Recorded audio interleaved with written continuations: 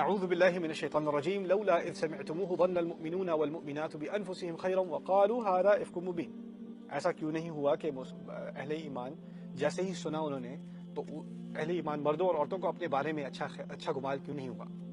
انہوں نے یہ کیوں نہیں کہا کہ یہ واضح طور پر جھوٹ ہے؟ اب میں بات جو آپ کو سمجھانے والا ہوں وہ ذرا مشکل ہے سمجھنے میں، آپ کو ذرا زیادہ کنسنٹریشن کرنے کی ضرورت ہے. دیکھیے ہمارے دین کا اور جسٹس کا ایک تقاضا ہے، انصاف کا ایک تقاضا ہے کہ اگر کوئی دعویٰ کرتا ہے، کوئی کسی کے بارے میں بات کرتا ہے، اس نے چوری کی ہے، اس نے ڈاکہ مارا ہے، اس نے زنا کیا، جو بھی دعویٰ کرتا ہے، ہمارے ذہن میں بات آتی ہے کہ دیکھیے اگر آپ نے کسی کے خلاف کلیم کیا ہے تو پھر جسٹس کا تقاضا تو یہ ہے کہ آپ انویسٹیگیشن کریں، دلائل آنے چاہیے سامنے.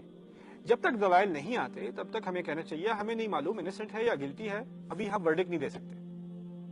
یہاں تک کہ ویسٹرن لا میں تو ہے نا، کئی لاز میں بھی، اسلام میں بھی اسی طرح ہی ہے، انسنٹ انٹل پروون گلٹی، یعنی وہ بری ہے، وہ بے قصور ہے جب تک آپ واضح نہیں کر سکتے ثبوت کے ساتھ کہ اس نے واقعی یہ کام کیا. دیکھیے آپ کے پاس کوئی آ کے کہتا ہے آپ کا کزن جو ہے یا آپ کا دوست ہے اس نے یہ کیا، اس نے یہ بدتمیزی کی، آپ نے کہا مجھے نہیں پتا، شاید کیا ہو شاید نہ کیا ہو. یہ انصاف کا تقاضا ہے کہ آپ 50% ادھر 50% ادھر، آپ سرٹنٹی کے ساتھ نہیں کہہ سکتے، شورٹی کے ساتھ نہیں کہہ سکتے کہ یہی ہوا یا یہی نہیں ہوا. اور یہی اصل میں بات ہے فتثبتوا ان جاءکم فاسق بنبأ فتثبتوا فتبینوا. قرآن نے کہہ دیا اگر کوئی فاسق تمہارے پاس کوئی خبر لے کر آتا ہے تو اس کی واضح جو ہے دلیل مانگ لیا کرو، اس کو کلیریفائی کر لیا کرو اس سے پہلے کہ تم کو فیصلہ کرو. اچھا، یہ قاعدہ تو عام طور پہ چلتا ہے، لیکن اس کی ایک ایکسیپشن ہے، استثناء ہے. وہ استثناء کیا ہے؟ اگر آپ کے پاس کوئی آتا ہے کسی کی عزت کے بارے میں، زنا کے معاملے ہیں، شادی کا معاملہ ہے، شادی کی ایک جو ہے حرمت ہے، کسی نے شادی میں بے وفائی کی ہے، کسی نے شادی سے باہر اس کے غیر ناجائز تعلقات ہیں، کسی کے غیر جائز تعلقات ہیں، اس قسم کی بات کسی سے آپ نے کی ہے کسی کے بارے میں، اس کی ایک اپنی الگ کیٹیگری ہے. اور اس میں قرآن کا مطالبہ ہے دلیل نہ مانگو، ثبوت نہ مانگو، انویسٹیگیشن نہ مانگو، فوراً کہہ دو یہ جھوٹ ہے. وقالوا هذا افک مبین. یہ نہیں کہا ہمیں نہیں معلوم، چلو کچھ انویسٹیگیٹ کر لیں، پتا تو کر لیں، پوچھ تو لیں، پوچھ گچھ ہی کر لیتے ہیں. نہ کچھ کرنے کی اجازت نہیں، فوراً کہہ دو جھوٹ ہے. فرض بنتا ہے قرآن کی طرف سے.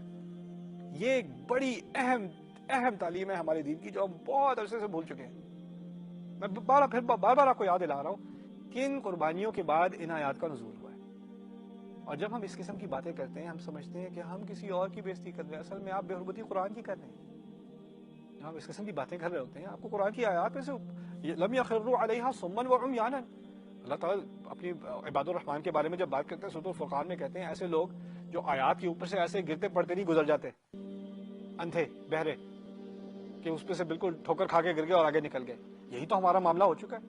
اب دیکھیں قالوا ھذا افک مبین، پھر کہا اچھا چلو اگر افک نہیں ہے، اگر یہ غلط سکینڈل نہیں ہے، جھوٹ نہیں ہے، تو کیا ہے؟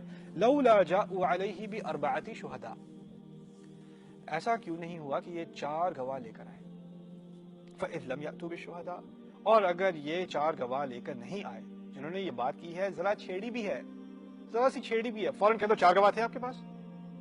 اگر 4 گواہ نہیں لے کر آئے فَأُولَٰئِكَ عِندَ اللَّهِ هُمُ الْكَاذِبُونَ. جہاں تک اللہ کا معاملہ ہے اللہ کے نزدیک وہی اصل جھوٹے ہیں. جو 4 گواہ نہیں لے کر آیا وہی اصل جھوٹا ہے. 4 گواہ سے مراد کیا ہے؟ یہ رمضان کا مہینہ ہے، مجھے زبان ذرا احتیاط سے استعمال کرنی ہے، آپ بچے بھی دیکھ رہے ہوں گے تو میں آپ کو ایک اشارے کے طور پہ بتا دوں. 4 گواہ کا مطلب نہیں ہے کہ آپ نے 2 لوگوں کو دیکھا وہ ہوٹل روم میں جا رہے ہیں، 4 لوگوں نے دیکھ لیا، نہ وہ کافی نہیں ہے. آپ کو نہیں پتا، اندر بیٹھ کے کتاب پڑھ رہے تھے.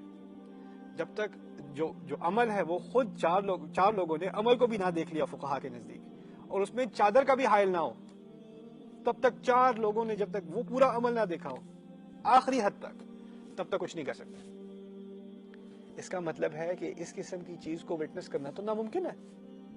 اس قسم کا کلیم کرنا کسی کے بارے میں، تو ایسی حرکتیں ہوتی ہیں تو پرائیویسی میں ہوتی ہیں. کون کرتا ہے سب دن دہاڑے کھلے سڑک میں سب کے سامنے؟ کون کرتا ہے؟ اسی لیے جو اس گناہ کی سزا دی گئی ہے کوڑوں کی، وہ اس لیے دی گئی کہ اگر یہ پبلک میں کوئی کر رہا ہے تو اس کو سزا ملنی چاہیے. اور اگر پبلک میں ایسی حرکت نہیں ہوئی ہے تو آپ کو پیچھے پڑنے کی ضرورت نہیں ہے، 4 شہداء نہیں ملنے آپ کو، ممکن ہی نہیں ہے. لولا یأتوا علیہ باربعۃ شہداء، اسی لیے نے 4 گواہ کہا ہے. دوسری بات یہاں جو بہت اہم ہے 4 گواہوں کے بارے میں، وہ یہ ہے کہ یہ دعویٰ کرنا کسی کا، اس کی ایک استثناء ہے قرآن میں آتی ہے کہ چلو 4 گواہ نہیں ہے، میرے پاس ایک ہی گواہ ہے. وہ گواہ صرف شوہر یا بیوی ہو سکتے ہیں اپنے شوہر یا بیوی کے خلاف. میں نے اپنی آنکھوں سے دیکھا. پھر وہ دعویٰ کر سکتے ہیں. اس کے علاوہ کسی اور نے دیکھا ہو وہ بھول جائے, اس پر واجب ہو گیا کہ وہ بھول جائے. یہ نہیں کہ میں ریکارڈ کر کے چالوں کو اور دکھا دوں. نہ آپ سے کوئی کہتا ہے میں نے اپنی آنکھوں سے دیکھا تھا, میں نے ان کی بات بھی ریکارڈ کی ہے, یہ دیکھیں میں نے فوٹو بھی کھینچی تھی, کوئی فرق نہیں پڑتا. اذ تلقونه بألسنتکم, جب تم اپنی زبانوں سے بڑے احتیاط کے ساتھ اور بڑے یعنی کہہ لیں بڑی پلاننگ کے ساتھ اپنی زبانوں سے تم کچھ چیزیں گراتے ہو. یعنی آپ اس طرح سمجھ لیں کہ پتھر کو پانی میں پھینکا وہ ریپل آتے ہیں نا, تو اب میں آپ کو سین کھینچتا ہوں تاکہ اس آیت کا مفہوم سمجھ میں آ جائے. لوگ بیٹھے ہوئے, آپ کو بڑا دل چاہ رہا ہے کہ آپ کچھ باتیں کریں, لیکن کسی نے اس کو ذکر ہی نہیں کیا. اب وہ بیٹھے کھانا تو کھا رہے ہیں, لیکن کھانے کے مسالے کا اتنا مزہ نہیں اتنا اس گپ شپ کا مزہ ہوگا. اور آپ یہ بھی نہیں چاہتی یا یہ بھی نہیں چاہتے کہ آپ پر الزام لگے کہ آپ نے ایسی بات شروع کی تھی. تو آپ کو کوئی تجویز آنی چاہیے کہ یہ کس طرح کسی نہ کسی سے منہ کھلوائیں. اور لوگوں کو بھی اس افواہ کے بارے میں پتا تو ہوگا, لیکن کوئی کچھ کہہ نہیں رہا. تو کیا کرتے ہیں, نظر نہیں آ رہی کہیں آج کل کہاں ہے. اچھا کسی نے اور فاطمہ کا نام سنا, شیطان اس کے پاس گیا, وہی بات جس کا آج کل وہ چل رہا ہے, کچھ سنا اس کے بارے میں کیا ہو رہا ہے.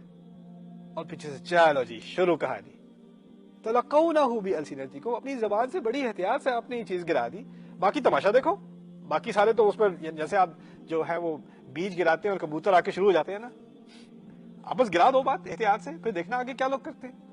تو یہ پہلا معاملہ کیا تھا, کسی نے بڑی احتیاط سے اپنی زبانوں سے بڑے کرافٹی کے طریقے سے جا کر یہ بات چھیڑ دی.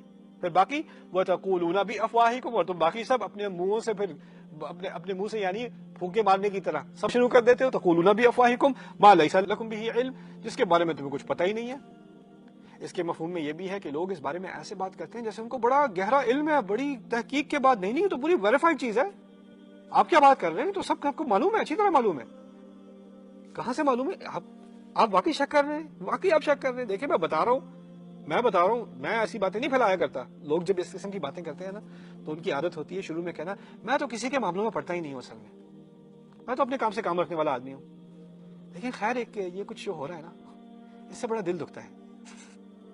جب کوئی بات ہی ایسے شروع کرے نا کہ میں اپنے کام سے کام رکھتا ہوں, اس کا مطلب وہ اپنے کام سے کام کبھی نہیں رکھتا. ایسا انسان جو اپنے کام سے کام رکھتا ہے اس کو اپنے آپ کو جھوٹ کہنے کی ضرورت نہیں ہوتی, اپنے آپ کو تسلی دینے کی ضرورت نہیں ہوتی کہ میں اپنے کام سے کام ہی رکھتا ہوں. بس دیکھیں بس, لیکن کچھ باتیں ہیں جو کیا آج کل کیا حال ہو گیا سوسائٹی کا, دیکھیں ذرا, ان کو دیکھیں کیا ہو رہا ہے, ان کو دیکھیں کیا ہو رہا ہے.